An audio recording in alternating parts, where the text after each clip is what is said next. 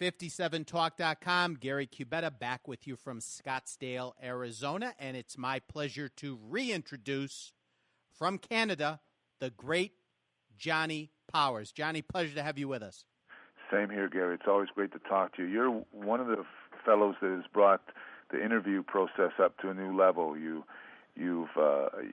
really have. I know that Ox Baker, who's sometimes a friend and sometimes not, recently got on to your show, and he thought your interviewing technique was terrific. Although Ox, to say anything other than Ox is the greatest all the time, about 47 times in 47 minutes, is hard to pass. But you've done a superb job. I'm happy to be back. Well, I really appreciate it. I want to thank you quickly because you were one of the first, if not, I think you actually were the first guest that was willing to really open up to us with a multiple appearance here at 57talk.com, and you've helped pave the way for what we've become today, which is we're pretty popular, and I owe a lot of it to you, and you've been a good friend of the program and a friend of me, and I appreciate it. You're more than welcome. So we're going to talk today about Johnny Powers in the past and far back as 1964 in Pittsburgh, PA. Is that correct? One of our listeners, James Zordani, does research for us for virtually all of our programs, and he has gone back to 1964, 1965, and right up until 1977, and he's compiled a list of virtually a lot of the matches that you've had, and we're going to do booking sheets, and we're going to start with way back 1964. What do you say? Sounds great. Let's go at it. Okay. Let's see. I'm here looking on it. It says Pittsburgh, PA, Civic Arena. Yep. On the top was Bruno Sammartino and Bill Watts, Kabaddi Bill Watts, beat Killer Kowalski and Gorilla Monsoon in 2 out of 3 falls. These were great times, actually, because for a young guy coming in, they actually billed me at 24 years of age. I was just turning 21. And to be around Killer Kowalski was like an honor. He was like, him and Lou Thesz and Buddy Rogers were iconic to a youngster coming in the business, and so it was a great time.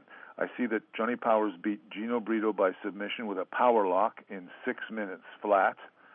I remember Gino Brito, really strong Italian coming out of Montreal, built like a brick outhouse, great barrel chest, tough guy to take off your feet. But I was on a rip and a tear, and it would have been hard for anybody right then at that moment to beat me, because I was partly so full of myself. I thought I was the gift, and I wasn't. Hey, JP, back then, I picture it as like wrestling in black and white, but if you because black and white TV and it's right. The film, but if you were there, things were actually, do you remember them in color? Are they as if it happened yesterday? Absolutely, because a couple things. One, to say the least, wrestling is a very colorful sport, and so the Killer Kowalskis and the Monsoons were big beasts, and Bruno, for example, was a hairy Italian dude, full of, never shaved his chest like some folks do to show off their big pectoral muscles. I see him very well, slick back hair, and kind of interesting because he didn't have big calves. I thought for a guy that was so strong and powerful, including with squats, for some reason forgot his calves. So he had these huge big head, big neck, big mitts, big, Bruno means brawn or arm or strength in that. I see him in full color. I also see a couple guys here. Irish Jackie and Jamaica Kid beat Sky Lolo and Pedro Vito Gonzalez. The greatest athlete, in my opinion, pound for pound, in the whole business was Sky Lolo. I don't know if we ever talked about it, but sometime we'll come back and address that. He could do things with his body because of the smallness of him and the leverage of him and the fact how he was compacted. He was so tough. We'd all get amazed. The big guys would sometimes go and watch Sky Lolo's match, and the people, for them, there were a lot of comedy. For us, he was high athletics and high power gymnastics. But going back to Gino Brito, yes, I can visualize Gino full of sweat, and I visualize myself in the dressing room. For me, I ramp up. Actually, in the norm, I'm maybe a little hyper, but I don't get in the killer instinct or to go get him and be damned whatever happens, Katie bar the door type of attitude until just before the matches. I do it when I'm pulling up my tights, I'm lacing up my boots, and then I go pound a couple locker room doors, cuss a few things, think about someone being sassy about my mother or my girlfriend or my sister or whatever, and then I just run right into the ring and get at it. I can picture you getting all worked up about this stuff. I know what kind of a perfectionist you are, so you didn't take anything for granted. No, it's exactly right. Perfectionists actually probably are insecure people because they hate to lose and hate to look bad. And I found that most of the really great talents, not just professional talents, big guys like the Giant, Andre the Giant, Jean Frere, and other guys like that, they hated so bad to lose they could taste it. It was almost like a fear that would adrenalize in your mouth, and you wanted to get rid of it. So you just bit down and you went and got it done. Part out of fear, part out of just testosterone, and part out of pride, I believe. July 25th, 1964, Pittsburgh, Pennsylvania, Forbes Field. Now, we talked about this in one of the previous interviews, but now we've got the complete results right in front of us. Yes. In the main event, a young Johnny Powers, WWF champion Bruno Sammartino, defeats Johnny Powers by countout in 18 minutes. JP, here you are, 1964 in a main event in an outdoor. Why was it outdoors? What was going on at the time that required a baseball stadium? Well, they felt that we could. Well, when it was summertime, and traditionally territories will go outdoors to give the fans a break, hoping that it doesn't rain on them. But also the Civic Arena, I believe it didn't hold 15,000 people at that time, and this was breaks. 7/25. I was born March 20th. So I was just literally a few months into my 21st birthday. I literally could not rent a car yet because you couldn't over there until you're 25. So I had to catch cabs to get to my various places. And they'd look at me walking in and they'd see my certificate and birth certificate and passport and all at that time. I even had sometimes hard time checking into hotels because of my youngness. But here I was, Bruno Sammartino, and almost every move I can visualize again. First of all, you walk in, and I don't care what people say. If something's important to you, you have a fear in you, a fear of failure, a fear that you want to do your best, not let anybody down, especially yourself down. And I remember going in there, and I was so hyper that I had to calm myself down. I would turn around and I'd isolate on a fan or two, or I'd isolate on the referee for a little bit. I already knew what I was going to do with Sammartino because Sammartino was hugely powerful, but he wasn't a very adept wrestler. I felt even at that stage I was a superior wrestler, a technician, that if I got him on the mat, especially if I put him face down so he could only punch the mat and not punch me out because he was a powerful dude. He actually, Sonny Liston, who was a beast of a man, could not knock out Sammartino. It was hard. He was tough boy. But I knew mechanically, technically, he was not a superior wrestler to myself. So my job was to confuse him and move him around and get him out of his strongman moves because he loved to come and he'd squat down like he's a wrestler, but he wasn't really a good wrestler. So I would throw some uppercuts at him. I'd baff him with a few right hands, and I'm actually left-handed, so my moves are off base. Lou Thesz was also the same way. And when you go against someone that's not typically right or left-handed, and he's left-handed and throwing shots, it throws him off a little bit. And so my job with him was to wear him out. He couldn't beat me. He didn't beat me. It's called COR, corner of ring, okay? He didn't beat me, but he beat me because I couldn't get back in the ring in time.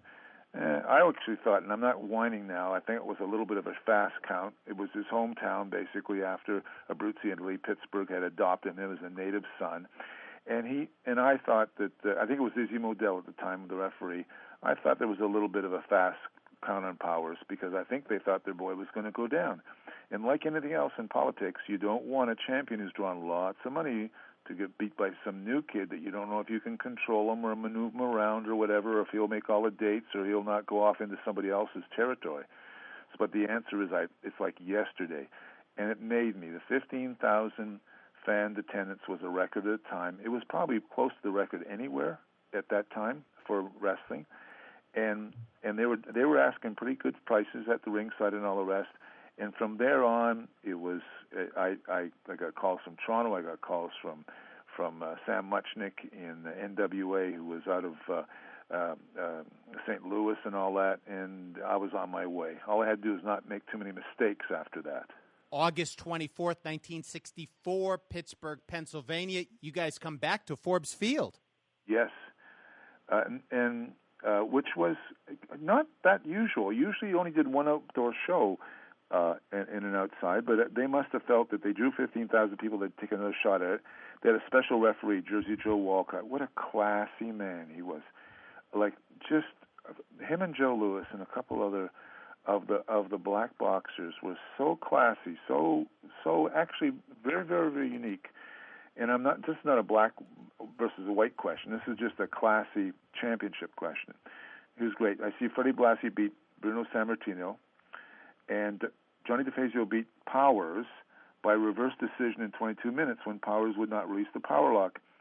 Actually, and I'm not wimping out here again. It's once I locked the power lock on, and I would heel hook. In other words, I had a leg lock that put your ankle over your knee, and the pressure was down against the knee the wrong way. And if I went in deep enough and I reefed on it strong enough, I don't care if you're Gorilla Monsoon. I don't think I could do it to Andre the Giant, but I could have took out Gorilla Monsoon's knee or Bill Watts or Ernie Ladd's knee if I reefed on it the right place and I got right the center of the fulcrum of the knee going the wrong way. Sometimes when you're way in there, it's hard to break it. Yeah. And a couple times, and this was not purpose, because sometimes you get DQ'd, because a DQ in the business is not a loss for us.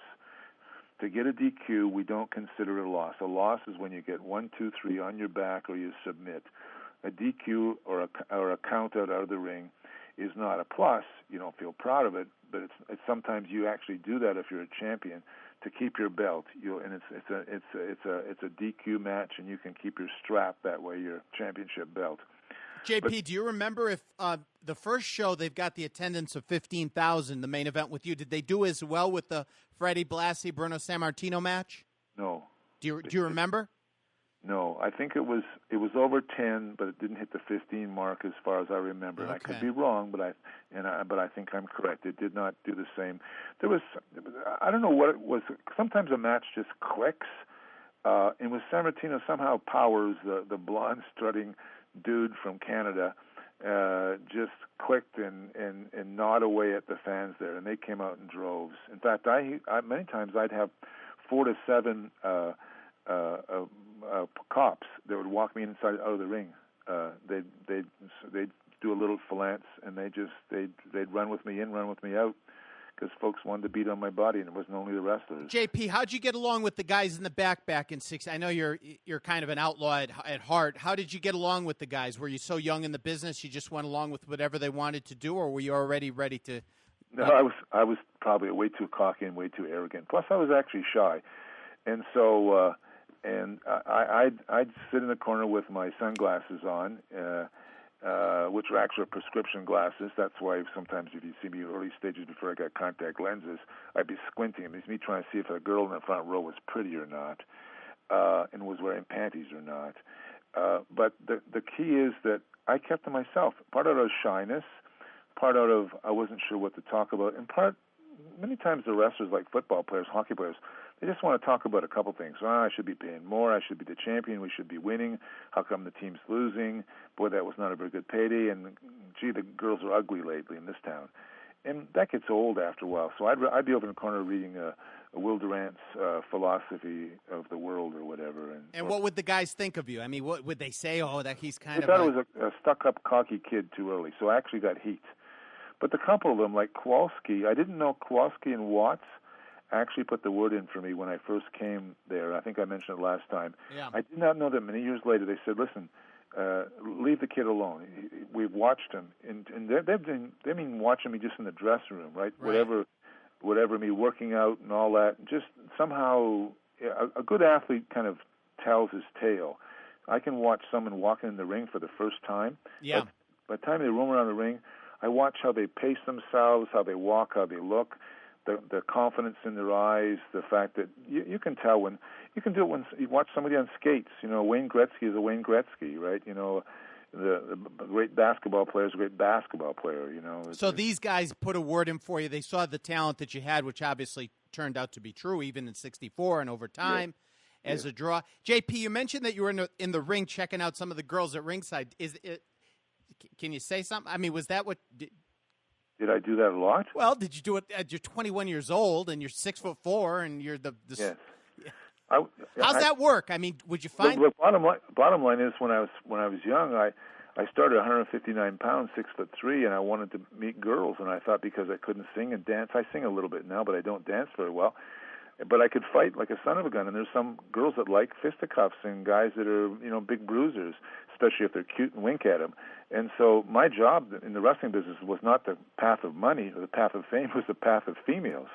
I mean, I was on the prowl all the time. And okay, so when you got in the ring, let's say in Pennsylvania, second half of '64, you see a pretty girl at ringside. Yes. Did you communicate with her before and after, or just before or during, or? Oh, all the time. I was always on the prowl. I'd be roaming around, and I'd go up and say, "Do you know any wrestlers?" "Yeah, I know this guy and that guy." I said, "Okay, thank you, bye." Because what I was looking for was girls that had not fraternized with the wrestlers, because without being too sassy about it, we called them ring rats. They were, just like in any other sport, they were hanger-ons, and they were there easy game for whoever, right? And that was not what I wanted. I wanted to make my own way through my own field of flowers. And so you tried to stay away from the ring rats, but not from the women in general. Oh no, I would once in a while. I'd put my head in the way of a punch or an elbow. I'd go through the ropes. I'd walk over and I'd go down and kneel in front of a girl and say, "Oh my God, you're gorgeous," and then I'd get up again and go wrestle.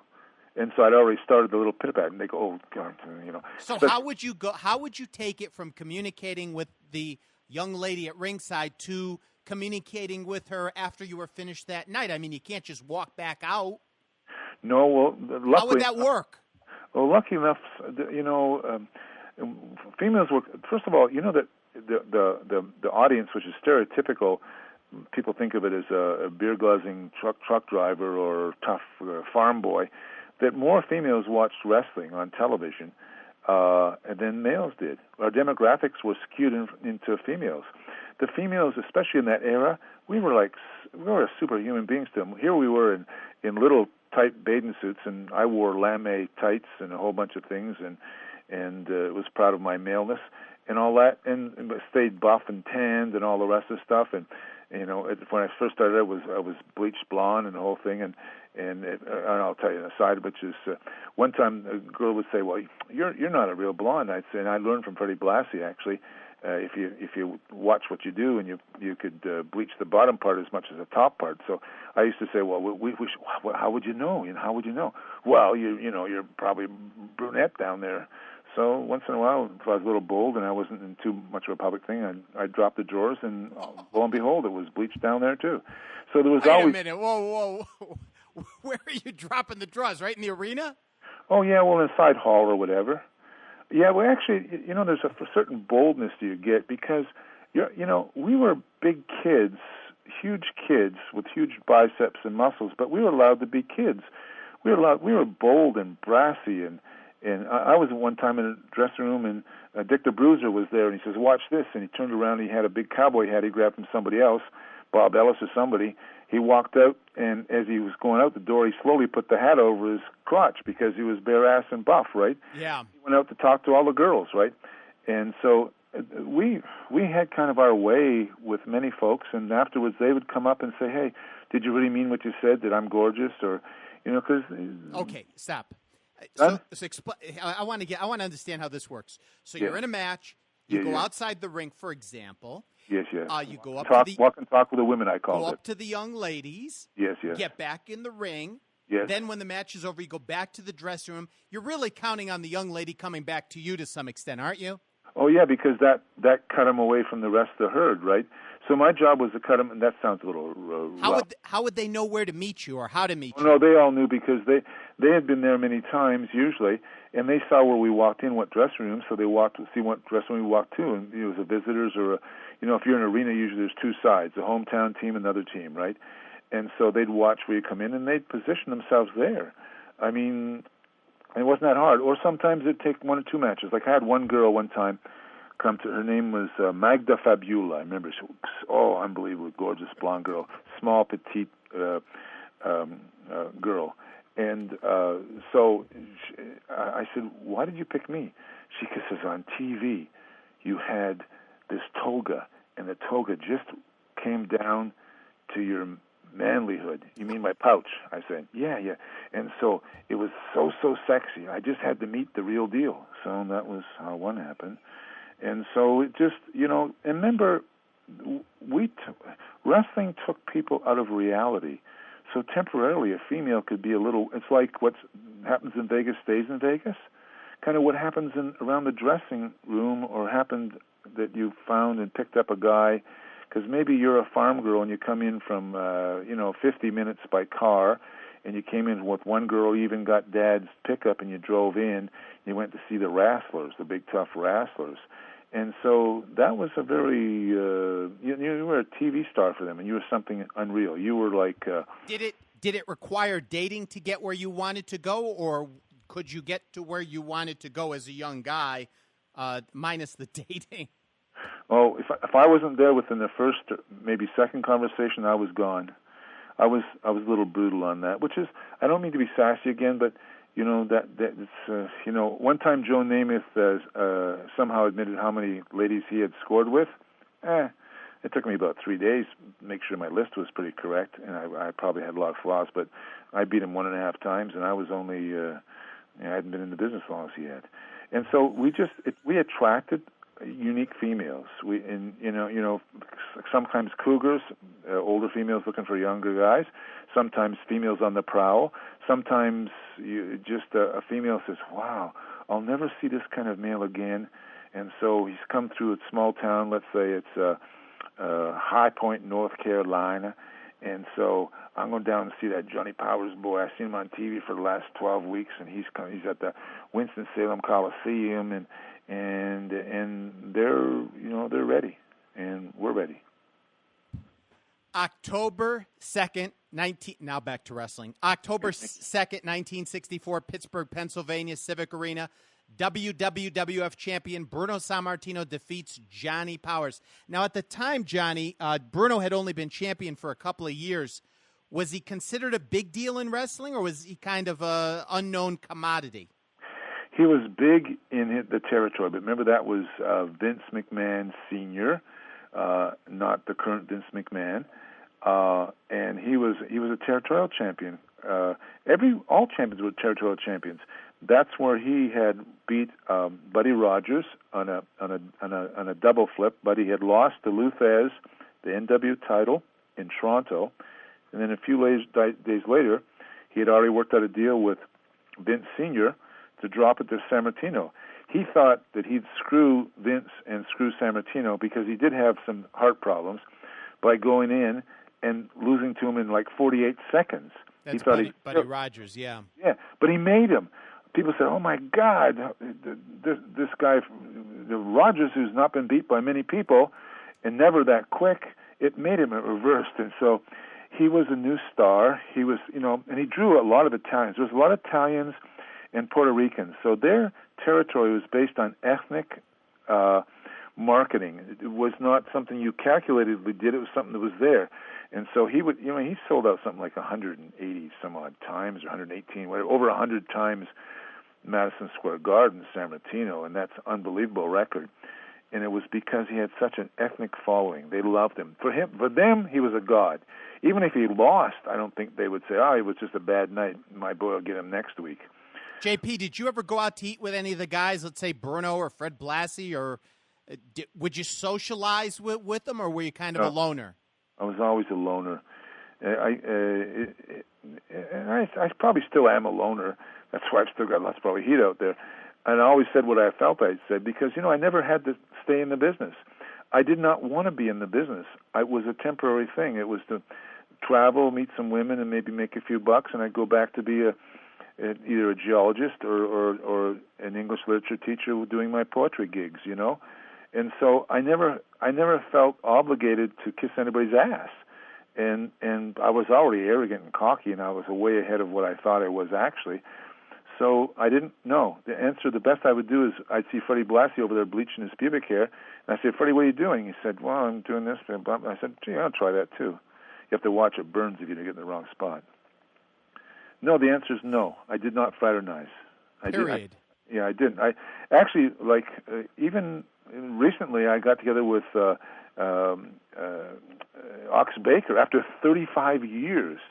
I'd not seen him, and because I got a new cooking show out, which we're going to announce later on, Tough Guys, Mighty Meals.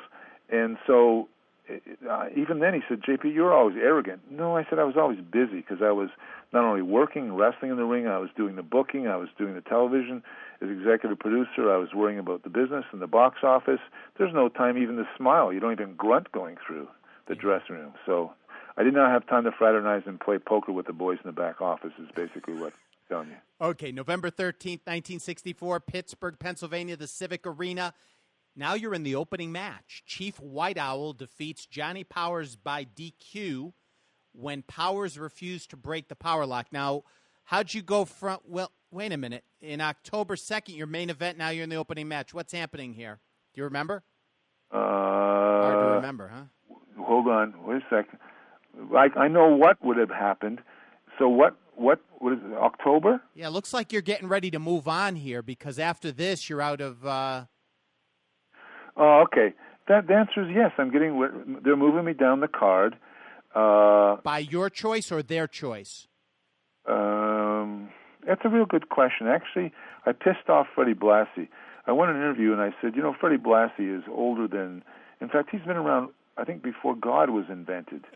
And he went and bitched to the McMahons and whatever, and they said, don't need to have two blondes in this territory, and I went.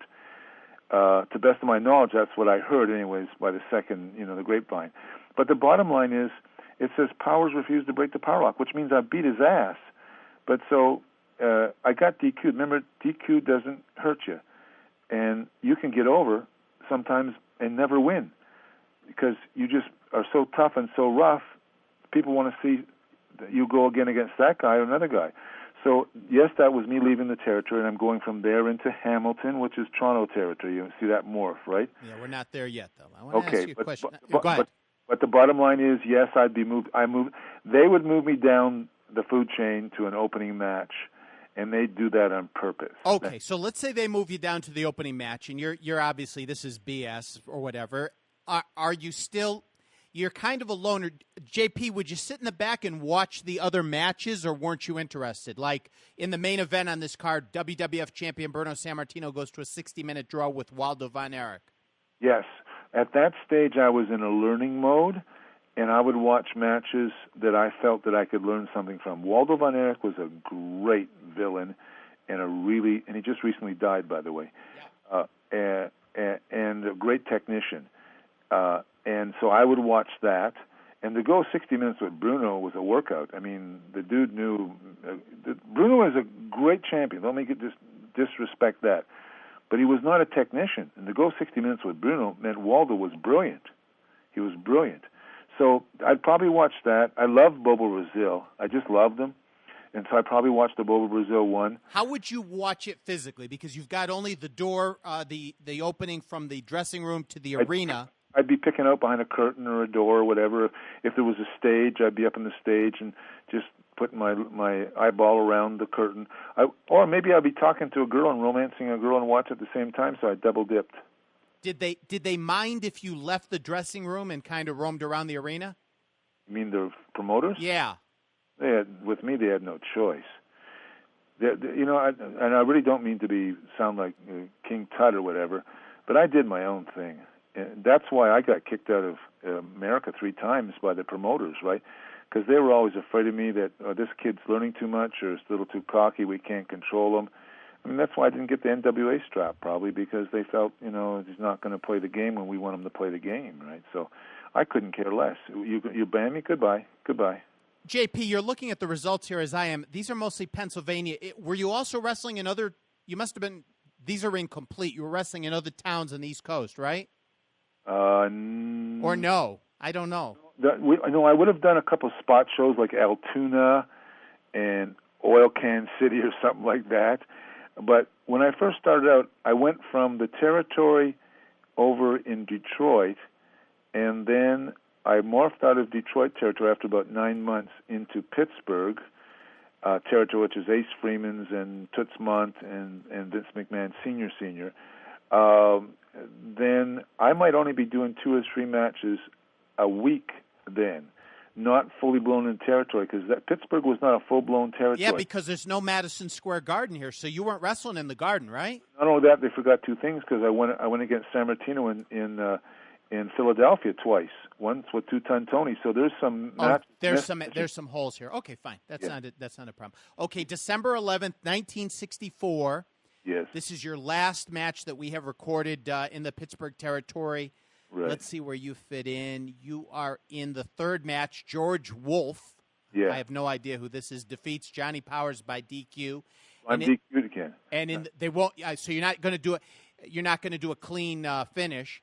No, I'm not going to get beat in the middle of the ring. Would you tell the promoters that? Yeah. You would. Yeah. That irritated them, but they weren't giving me the strap. They weren't going to give me the belt. So I said, "Well, I'll do it my way." Well, what if we just beat you? I said, "Well, you can try. You could try." JP, what percentage of the guys could you really beat in like a street fight at this point? Like a guy like Gorilla Monsoon, you couldn't handle him, could you? I think Gorilla Monsoon was a terrific amateur wrestler, and so huge, the answer is not likely. I didn't try him, but I would not. My mama didn't raise no fool. I picked my shots, right? If I thought I was going to go in a stacked match against me, why would I do it unless for a lot of money, right? And that wouldn't mean a street fight in the alley for no beans, no dollars. But Kowalski, most of them, not being sassy, but I was trained by a guy named Jack Wentworth. Yeah. He was a tough son of a gun. I'm going to send you shortly. They did, in my hometown, a 9-page insert on me. The most, in 150 years of the paper, nobody's got that much. I'll send it to you. And I was trained to be a tough boy. Yeah. And I was a tough boy. I came out of the steel town. I came out of equivalent of Pittsburgh. And we used to fight to survive. I don't mean that I was a crooked boy or I was a bent-nosed son's boy or that, but you got if you didn't stand up, you got whooped. You'd end up with a broken tooth or a nose or your ear all funny looking. JP, when you left the Pittsburgh territory here, and I'm not sure exactly when the last match is, but it looks like sometime in December '64. Did you leave on good terms or bad terms? Good terms. You did? Oh yeah, good terms. It's just I'd gone through the loop with Sammartino. They had some other guys that were building up, Von Erich and all that, because you'll see Von Erich is there on top a couple times. And, it was time to go. It was time to move on. I wasn't being brought in to stay, and I wasn't going to be brought in to stay in an undercard position. Remember, this was not really my career move at this time. JP, anything I know you're working on a million different projects. Anything you want to mention right now? Well, if you go on Johnny-Powers-Presents, that's with an S, Johnny-Powers-Presents with an S.com. I've got 3 or 4 things we're working on. One is the whole new media versus traditional media. I've got a bunch of things coming out. I've got a cooking show, Tough Guys, Mighty Meals. We're going to do that with some pretty interesting folks, not just fighters, wrestlers, but boxers and a whole bunch of folks. And I've also got something that's close to my heart.